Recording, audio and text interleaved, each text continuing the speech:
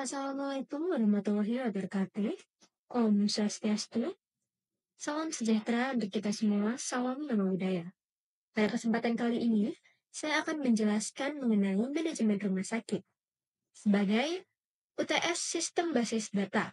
Sebelumnya, kenalkan nama saya Nata Permasundari dengan NIM 102022400094. Baik, pada kali ini saya akan menjelaskan 4 materi utama, yakni yang pertama, tentang Entity Relationship Diagram atau ERD, yang kedua, Relational Model, yang ketiga, Data Definition Language dan Data Manipulation Language, dan yang keempat, normalisasi. Baik, mari kita masuk ke bab pertama, yakni Entity Relationship Diagram atau ERD. ERD adalah sebuah diagram yang menggambarkan hubungan antara entitas satu dan entitas lainnya, guna mempermudah implementasi database. Jadi, bentuk ERD adalah seperti ini, di mana saya membuat beberapa entitas dan satu entitas asosiatif, yakni wali 094, pasien 094, transaksi 094, item layanan 094, unit 094, dan kategori 094. Selain itu, saya juga membuat entitas asosiatif yakni detail transaksi 094. Setiap entitas ini memiliki atributnya masing-masing dan memiliki satu primary key sebagai identifier. Mari kita tilik lebih lanjut mengenai relasi antar entitasnya. Yang pertama, yakni ada entitas wali 094 yang berelasi one-to-many dengan pasien 094.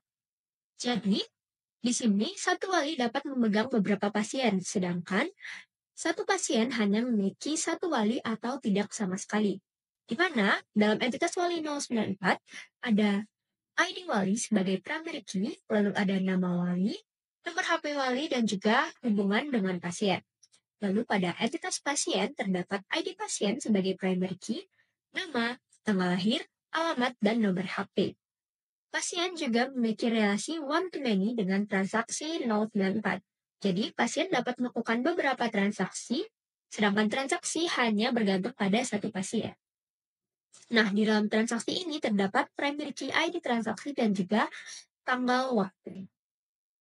Selanjutnya, ada transaksi 094 dan item layanan 094 ini sebenarnya mereka berelasi many-to-many. Namun, karena ada relasi ini, itu membentuk suatu entitas asosiatif, yakni detail transaksi 094. Nah, transaksi 094 ini berelasi one-to-many dengan detail transaksi. Jadi, dalam satu transaksi dapat memiliki beberapa detail transaksi. Sedangkan item layanan juga berelasi one-to-many dengan detail transaksi. Jadi, satu item layanan dapat dimuat dalam beberapa detail transaksi, sedangkan detail transaksinya itu hanya dapat memuat satu item layanan. Nah, untuk atributnya, di detail transaksi ini terdapat ID detail sebagai primary key, jumlah, dan juga subtotal. Di item layanan terdapat atribut ID item, nama item, dan juga harga. Nah, selanjutnya, terdapat entitas unit 094 dan kategori 094, di mana masing-masing berrelasi one-to-many dengan item layanan. Unit 094 memiliki atribut ID unit dan juga nama unit, sedangkan kategori memiliki atribut ID kategori dan juga nama kategori. Lalu kita akan membahas mengenai bab 2 Relational Model. Relational Model adalah implementasi dari ERD yang mengandung tuple dan atribut, sekaligus menunjukkan foreign key di setiap table. Jadi, di setiap ada relasi one-to-many, primary key dalam table sisi 1 akan masuk ke table di sisi N. Di sini juga terdapat domain untuk menentukan himpunan nilai yang boleh berada di setiap kolomnya. Berikut adalah bentuk relational model dari ERD sebelumnya. Pertama ada tabel wali 094. Nah, jadi tuple itu adalah setiap baris yang ada di sini. Jadi di sini ada 4 tuple dan di setiap kolomnya terdapat nilai yang sesuai dengan tipe datanya. Nah, kita mengingat wali 094 ini memiliki hubungan one-to-many dengan pasien. Jadi, ID wali akan masuk ke tabel pasien. Seperti berikut. Lalu, pasien juga berelasi one-to-many dengan transaksi. Jadi, ID pasien akan masuk ke tabel transaksi seperti ini. Selanjutnya, terdapat tabel kategori dan juga unit. Nah, ini tuh masing-masing berelasi one to many dengan tabel item layanan. Jadi, ID unit dan ID kategori masuk ke tabel item layanan 094. Lalu, item layanan juga berelasi one to many dengan detail transaksi. Jadi, ID transaksi dan juga ID item akan masuk ke tabel data transaksi seperti berikut ini. Nah, seperti yang saya sudah bahas sebelumnya, di sini juga ada domain. Domain ini menentukan apa sih deskripsi dari atribut-atributnya, dan definisi domain itu menampung tipe data dari atribut-atribut ini. Nah, kita lihat sebagai contoh, di ID pasien terdapat tipe datanya itu adalah varchar dengan size 4. Range-nya itu P001 sampai P99. Lalu ada juga alamat dengan tipe data varchar size 100. Ada juga di sini harga dengan tipe data double. Lalu selanjutnya ada jumlah dengan tipe data integer. Nah, jadi di setiap tabel ini harus dijelaskan. Nah, untuk menentukan apa sih tipe datanya dan juga deskripsi dari atribut-atributnya. Oke, setelah membahas relational model, kita akan masuk ke bab 3, yakni DDL dan juga DML. Yang pertama, data definition language adalah bahasa SQL untuk mendefinisikan data dengan perintah create, alter, dan drop.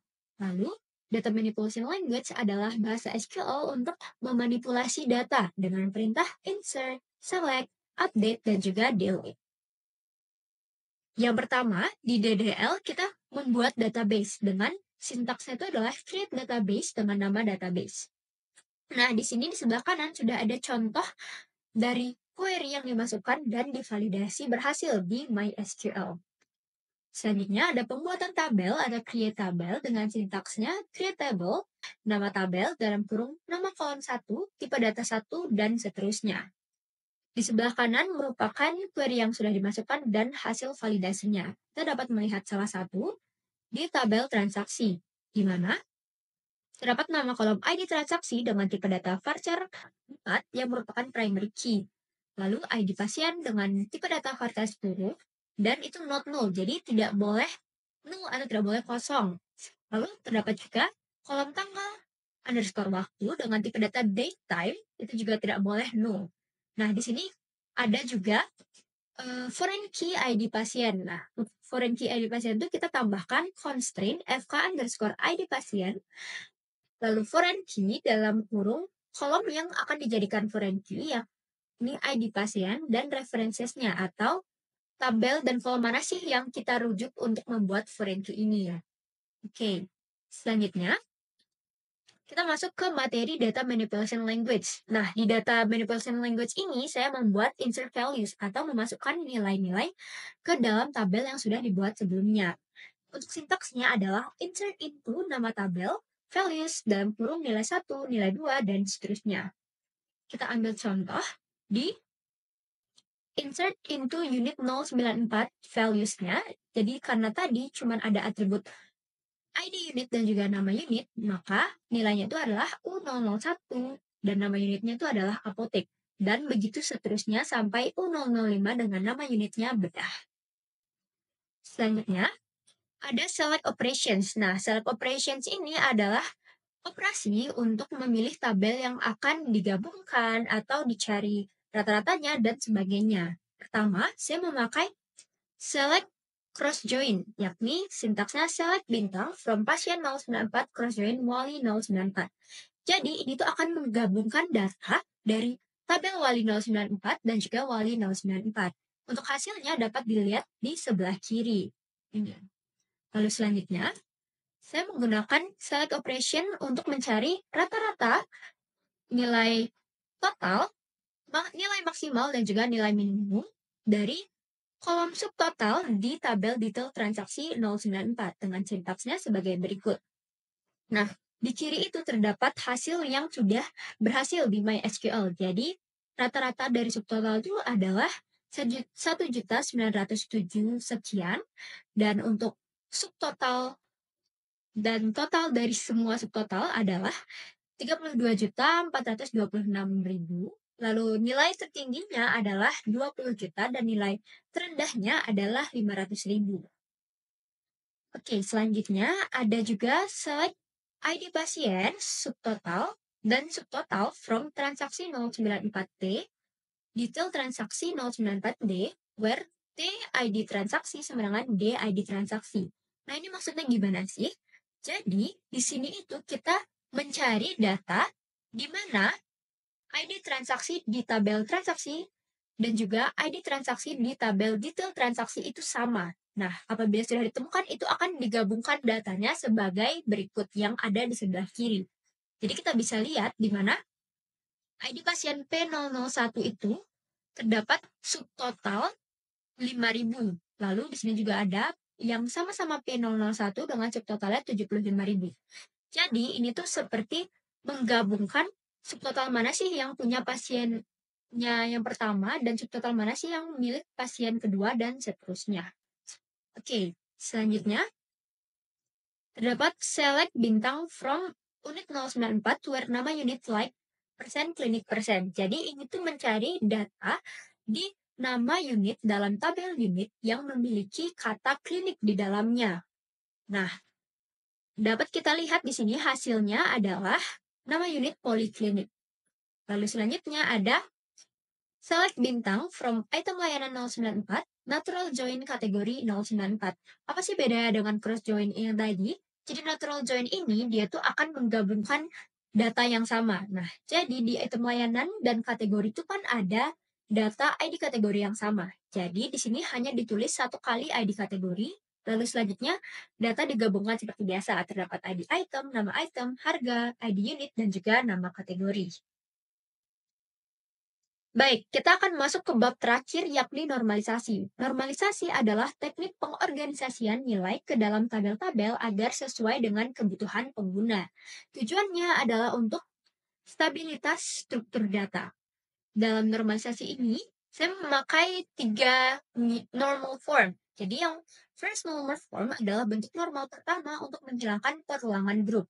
Lalu second normal form adalah bentuk normal kedua untuk menghilangkan ketergantungan sebagian. Dan third normal form adalah bentuk normal ketiga untuk menghilangkan ketergantungan transitif. Kita langsung saja. Di sini terdapat data awal di mana terdapat perulangan grup dan juga bisa disebut atribut multi-value. Kita dapat lihat di ID layanan dan juga nama layanan, biaya layanan, jumlah, dan juga total. Di sini ada 2 baris. Misalnya di ID layanan ada L01 dan L02 di dalam satu baris. Nah, ini tuh tidak diperbolehkan. Jadi, ini tuh akan kita ubah ke first normal form untuk menghilangkan atribut multi-value. Nah, hasilnya adalah seperti ini. Jadi, obat parasetamol, kamar rawat inap itu sudah dipisah menjadi 2 baris. Begitu pula dengan ID layanan, biaya layanan, jumlah, dan total. Nah, perlu diperhatikan karena tadi nama pasien itu dan ID transaksi, ID pasien, dan waktu transaksi itu tadi ada di satu baris. Karena kita menghilangkan perulangan grup, maka dia akan dijadikan 2 baris. Lalu, selanjutnya kita ke second normal form, di mana ini tuh menghilangkan ketergantungan sebagian. Jadi, atribut non-kunci itu semuanya harus bergantung pada satu saja atribut kunci. Yang pertama kita dapat lihat, saya membaginya menjadi tabel pasien, di mana itu tuh ada atribut ID pasien sebagai primary key dan juga nama pasien. Jadi, nama pasien akan bergantung pada ID pasien. Lalu selanjutnya, saya membuat tabel layanan dengan atribut ID layanan, nama layanan, dan juga biaya layanan. Di sini, nama layanan dan biaya layanan akan bergantung pada ID layanan. Selanjutnya, ada tabel transaksi, di mana tabel transaksi ini memuat ID transaksi, ID pasien, dan juga waktu transaksi. Seperti yang bisa dilihat, ID pasien dan waktu transaksi yang akan bergantung ke ID transaksi sebagai primary key. Lalu yang terakhir ada tabel detail transaksi, yang ada ID transaksi, ID layanan, jumlah, dan total. Nah, di sini terdapat 2 primary key, ID transaksi dan ID layanan. Ini dikarenakan sudah tidak ada lagi tabel atau data yang dapat dijadikan primary key sebagai pengidentifikasi yang unik. Jadi untuk mengidentifikasi keunikannya itu kita menggabungkan 2 primary key sebagai composite primary key supaya terdapat identifier atau Primary key yang bisa digantungkan oleh jumlah dan total. Lalu selanjutnya di third normal form. Jadi di bentuk normal ketiga ini kita harus menghilangkan ketergantungan transitif. Di mana itu terjadi apabila ada atribut non kunci yang bergantung ke atribut non kunci lainnya. Nah, untuk menghilangkan hal ini, kita sebenarnya harus membagi lagi tabel di mana ada ketergantungan transitif itu menjadi tabel baru. Namun, karena di second normal form sebelumnya itu sudah tidak ada ketergantungan transitif, jadi bentuk normal ketiga itu sama dengan bentuk normal kedua sebelumnya, di mana terdapat tabel pasien, tabel layanan, tabel transaksi, dan juga tabel detail transaksi. Baik, sekian yang dapat saya sampaikan pada kesempatan kali ini. Saya mohon maaf apabila ada kesalahan, baik yang disengaja maupun tidak disengaja. Akhir kata, saya tutup dengan ucapan terima kasih dan wassalamualaikum warahmatullahi wabarakatuh. Om Santi, Santi, Santi. Om. Salam sejahtera bagi kita semua. Salam Namo Buddhaya.